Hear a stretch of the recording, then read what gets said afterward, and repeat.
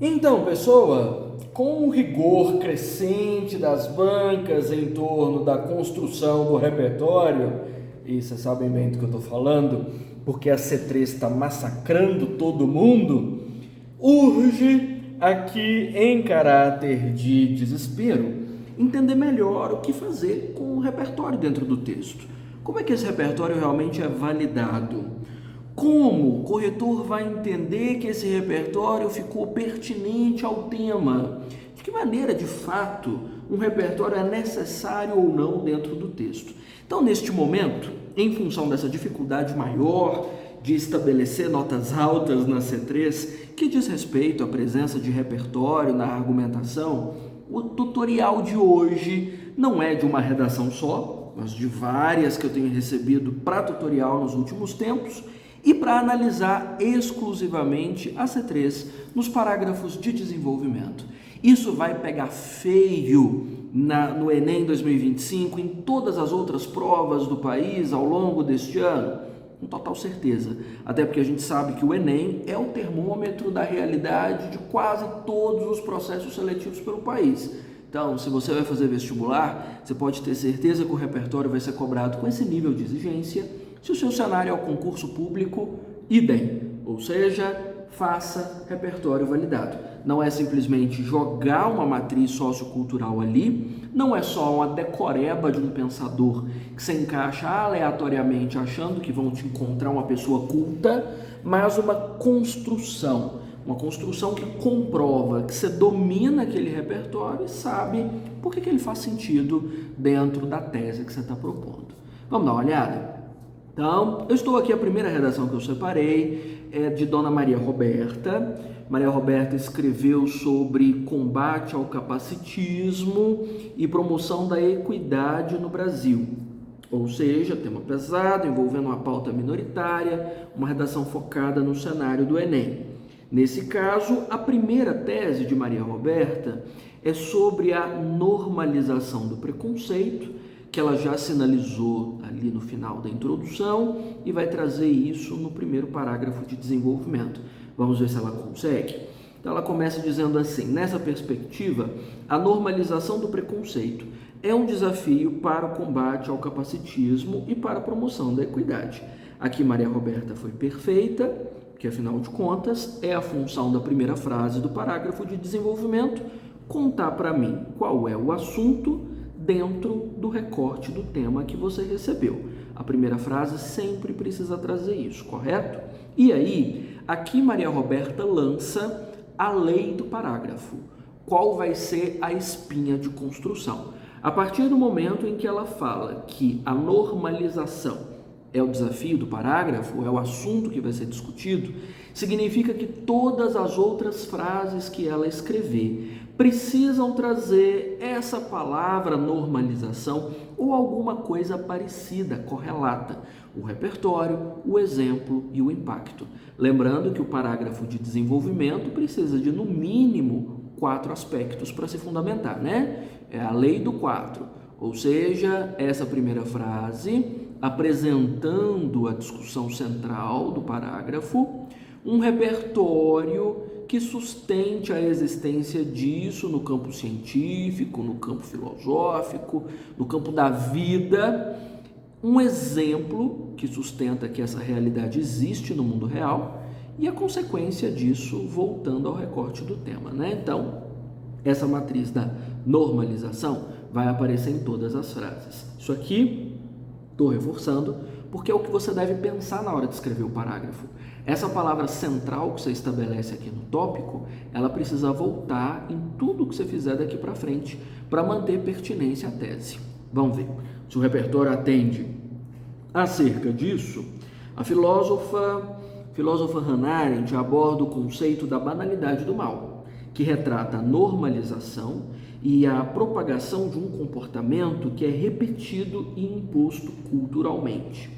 Maria Roberta gabaritou aqui? Quase, porque a normalização, que é a espinha do parágrafo dela ou da construção da tese dela, veio repetida aqui e expandida no conceito de banalidade do mal. O que eu faria para deixar esse parágrafo ainda mais perfeito? eu acrescentaria o tema, porque não só a tese vai aparecer no tópico frasal e vai ser repetida no repertório, no exemplo no impacto, como também algumas das palavras do tema ou a palavra central do tema vai aparecer reforçada em todas as outras frases que forem feitas. Então eu diria, acerca disso, a filósofa Hannah Arendt aborda o conceito da banalidade do mal, que retrata a normalização e a propagação de um comportamento que é repetido e imposto culturalmente, inclusive sobre PCDs. Ou, inclusive contra a equidade, ofendendo a equidade. Alguma coisa, sabe, que remeta de novo ao recorte. Mas vai ser repetitivo assim? Cada frase volta na tese no tema. Exemplo, volta na tese no tema. Impacto, volta na tese no tema. É repetitivo e por essa razão talvez a sua nota não esteja subindo nesse critério, na dimensão da C3, porque talvez você esteja falhando justamente nesse repeteco que precisa acontecer. Então, aqui foi quase. O que eu vou esperar na construção do exemplo, que é a próxima frase? A volta na normalização, que é a tese dela, dentro do tema. Vamos ver. Sob esse viés, a cultura herdada da aceitação de comentários e de olhares pejorativos para pessoas com deficiência é um entrave para o combate ao capacitismo, porque anula a seriedade que essa problemática deveria ser tratada. A seriedade com que essa problemática deveria ser tratada. Aqui, gabaritou. Maria Roberta brilhou nesse ponto aqui, porque veja só, a normalização veio quando ela fala sobre... quando ela fala de cultura, porque normalizar e colocar dentro da cultura é a mesma coisa, e ela usa as palavras do tema. Capacitismo, não foi?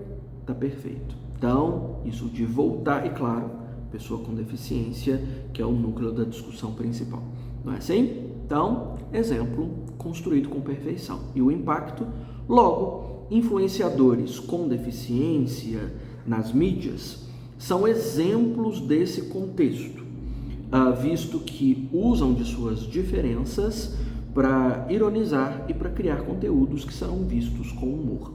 Aqui Maria Roberta, no finalzinho, nos 45 do segundo tempo, deu um tiro no pé e foi desclassificada. Porque veja só, ela não errou no exemplo, ela errou no fato de trazer um assunto novo que aqui não vai ter espaço para discussão. Por exemplo, o que o humor tem a ver com isso? Por que o humor é um problema nesse caso? É uma outra pauta, tá vendo? É uma outra discussão, que aí precisaria de um parágrafo inteiro para ser justificado. Afinal de contas, a matriz do humor dilui o peso das informações e, claro, cria uma cortina de fumaça para aquilo que deveria ser encarado com mais responsabilidade ou com mais peso, mas é uma outra discussão, já não é a normalização primeira que foi colocada lá. Então, ela já tinha trazido um exemplo quando ela falou de comentário, de olhar pejorativo para pessoas com deficiência, já estava bom. Era a hora só de trazer um impacto para dizer que essa normalização torna invisível a realidade do capacitismo e acaba por não promover cuidado social. Bastava. Então, por favor, mantenha um assunto por parágrafo, que é essa tese, e não traga outras pautas que demandem explicação.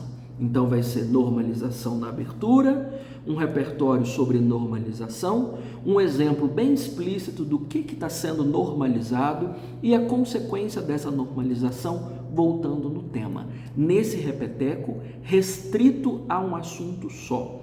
Eu sei que talvez você tenha aprendido que um bom parágrafo de desenvolvimento exige uma cadeia de raciocínios mais complexa, de causas e efeitos e desdobramentos e fatores correlatos e variáveis e tudo mais.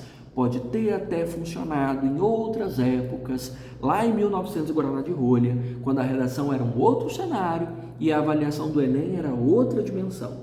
Hoje não. Hoje esse alinhamento é super importante. a pertinência do parágrafo inteiro à tese que está sendo construída, e qualquer desvio de assunto, como esse que apareceu aqui, ou a falta do impacto, já afunda a avaliação da argumentatividade. Não deve acontecer.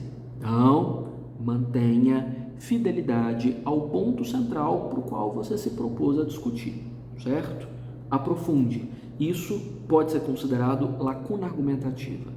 Ah, mas eu fiz isso em outras edições, o corretor não falou nada não, me deu 200 na C3. Que sorte que você teve, o corretor cochilou nessa hora e não viu que você errou. Não confie que ele vai cochilar de novo. Principalmente agora, em que os corretores estão sendo treinados com muito mais rigor, com muito mais exigências. Vamos ver se o terceiro dela ficou legal? Se ela conseguiu? Então ela coloca assim: além disso, a inclusão simbólica é um entrave para o combate ao capacitismo. Tem o que precisa? Tem a tese, tem o tema. O que eu estou esperando de Maria Roberta? Que essa inclusão simbólica seja o tema de todas as frases que ela trouxer. Um repertório sobre inclusão simbólica, um exemplo sobre inclusão simbólica e a consequência da inclusão simbólica. Vamos ver? Nesse contexto, o ativista Martin Luther King abordou o conceito tokenismo, que retrata a inserção de indivíduos de grupos minoritários em locais de visibilidade para criar a falsa impressão de equidade.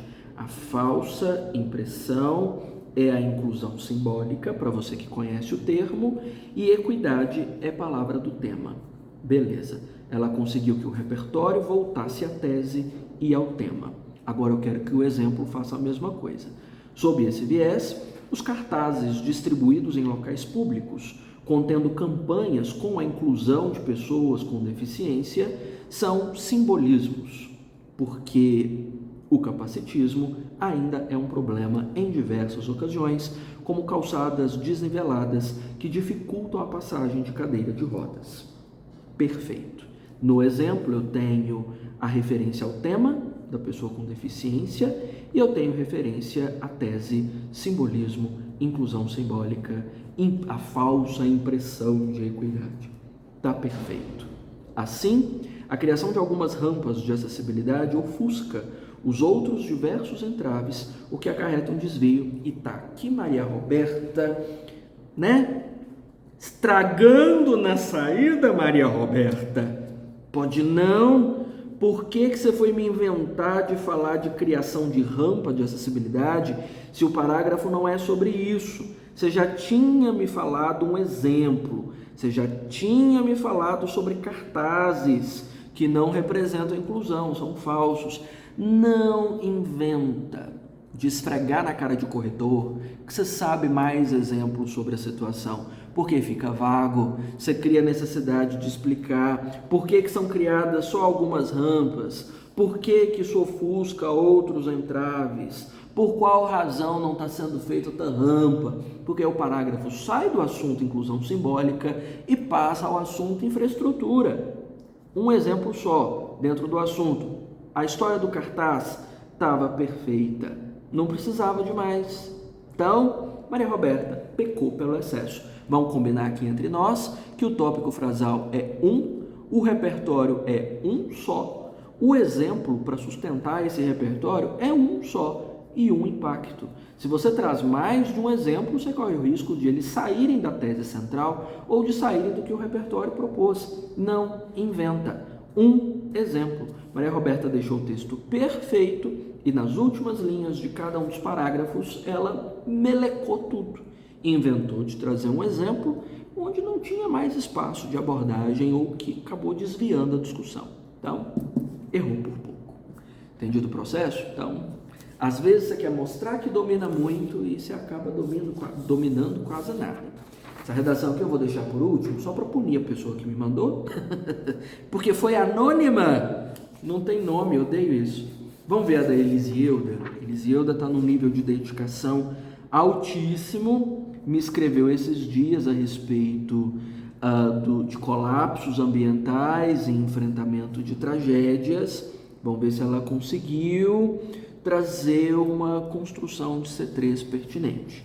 Ah, você vai me dizer, mas a introdução, a conclusão, não avalia o C3? Não, muito pouco. tem um repertório da introdução, mas eu estou concentrando no desenvolvimento porque é onde as pessoas têm errado mais. Acho que eu estou sendo mais útil assim. Vamos ver, vocês conseguem enxergar o que Eliseu descreveu? Em primeira análise, um dos principais fatores que contribuem para a iminência do colapso ambiental é a destruição contínua dos ecossistemas provocada pela ação humana. Então tá, o assunto dela vai ser destruição contínua dos ecossistemas. Pelo que a gente acabou de discutir, você já sabe que o que a gente está esperando é que o repertório seja sobre isso, que o exemplo seja um exemplo de destruição contínua e o impacto fechando com a consequência disso. Vamos lá. Nesse sentido, segundo o historiador, não estou conseguindo entender o nome do historiador, só o Noah do final, Yuval Noah deve ser, a espécie humana altera drasticamente o equilíbrio ambiental ao se colocar no centro do ecossistema, ignorando os limites da natureza. Pois é, Eliseuda, veja só, nós queríamos um repertório para destruição contínua e nós não temos um repertório sobre destruição contínua. Nós temos uma alteração do equilíbrio ambiental. Ah, mas você vai ser rigoroso nesse nível? Eu vou, porque vão ser com você também. Eu preciso deixar você ciente da realidade. Se é uma alteração, se é ação antrópica destrutiva, beleza, nós vamos colocar isso aqui, porque alterar drasticamente não é necessariamente destruir, não são a mesma coisa. Tente correspondência mais exata, viu? Perigoso, perigoso. Bom, quero um exemplo que me traga destruição contínua do ecossistema e colapso ambiental. Vamos ver.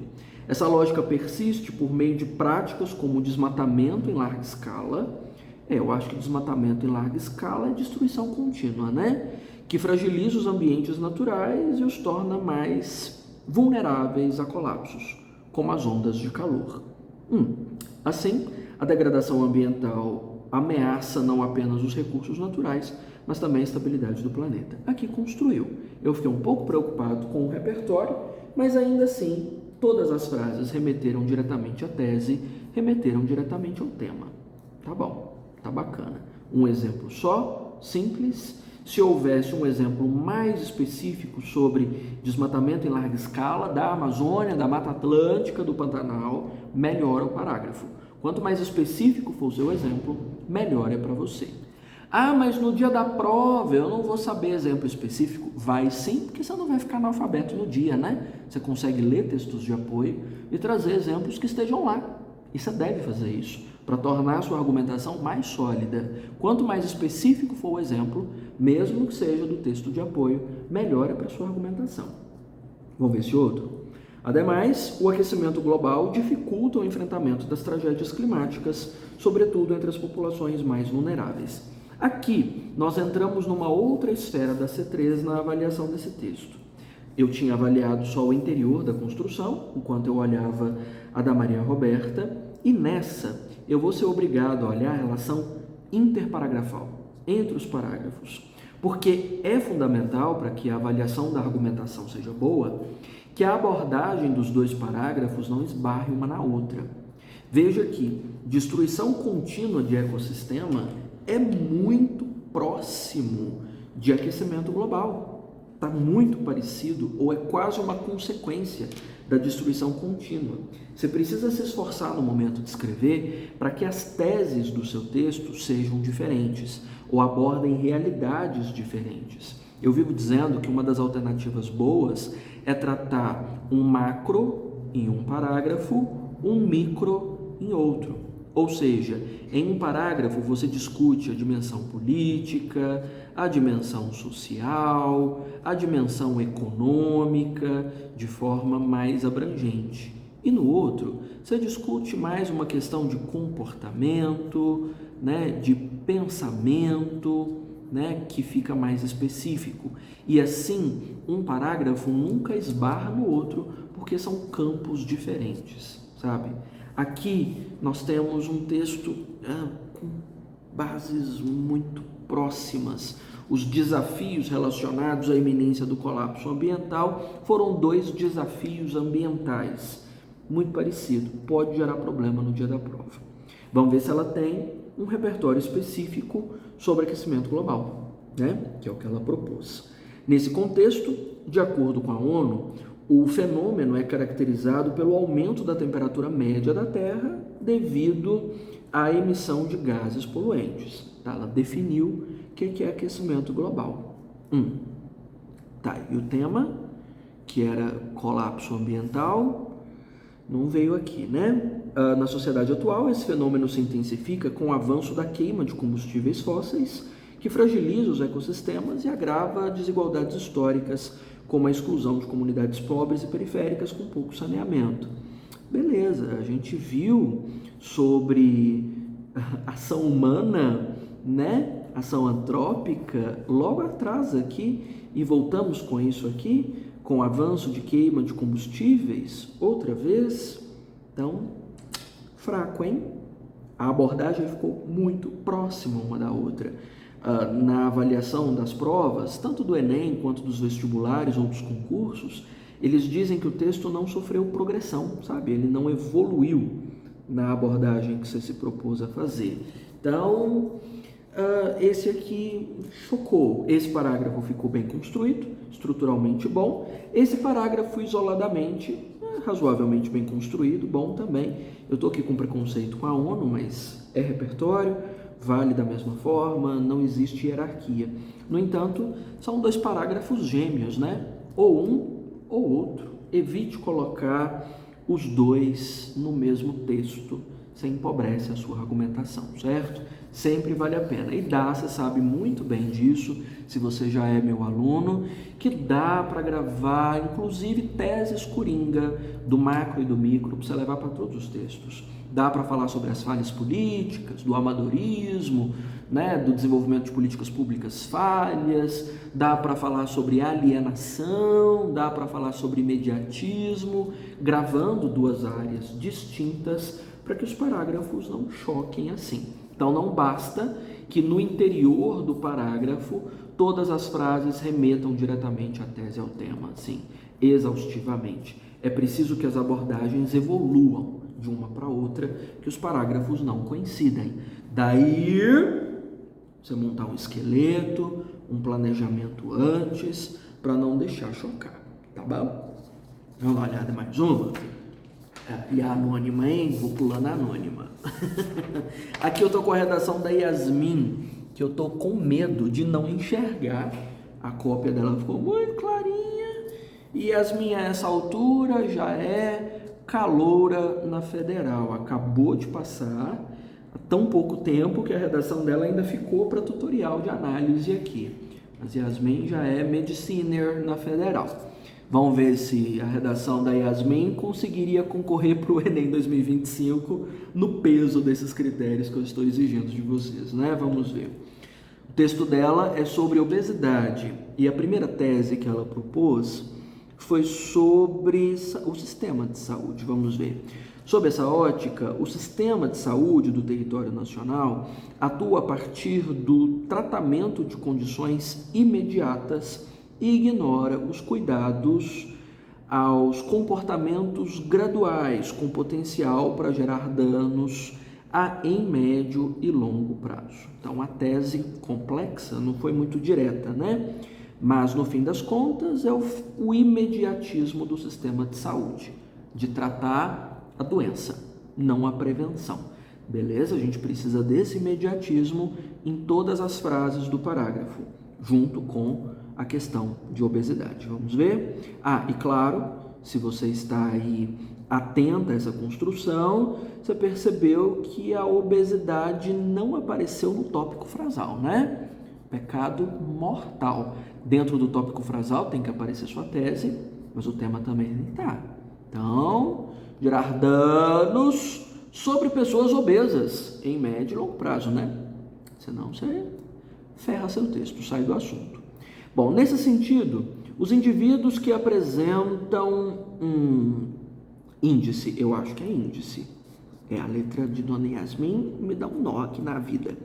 Então, um índice de gordura incompatível com a manutenção da homeostase do organismo e, consequentemente, com maior risco de futuro desenvolvimento de doenças secundárias, recebe um tratamento fundamentado na medicina cartesiana, que a partir de uma visão,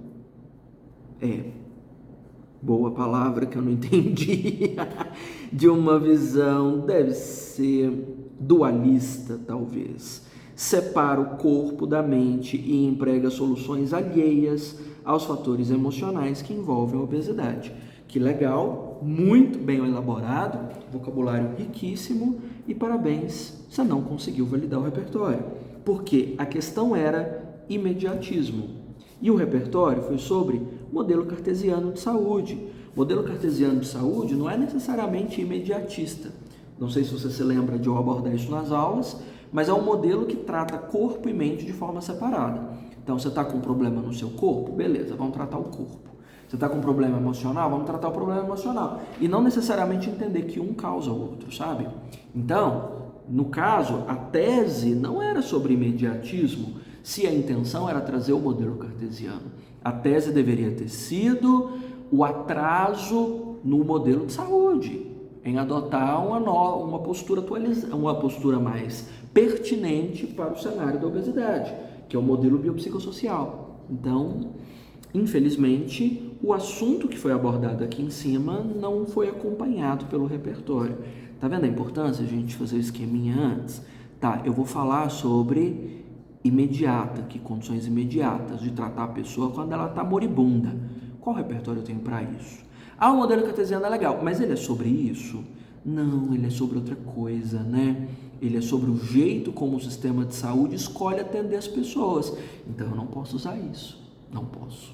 Eu vou ter que adotar outro repertório. Para a postura mais imediata, é o modelo hospitalocêntrico, focado na doença. Ou eu posso usar o imediatismo de Giddens, que cabe aqui, tem que ser sobre. E não pode ficar implícita a ideia. Então, o repertório ficou super bem explicado, né? Sobre a homeostase de não sei das quantas, das doenças causadas pela obesidade e tal, mas não adiantou, não é sobre a tese. Por isso que eu comento sempre que não é a sofisticação do que você escreve ou a profundidade das suas ideias. É o modelo, sabe? De você conseguir ajustar ao que é exigido. Então não adiantou. Vamos ver se o exemplo, para qual lado o exemplo foi, né?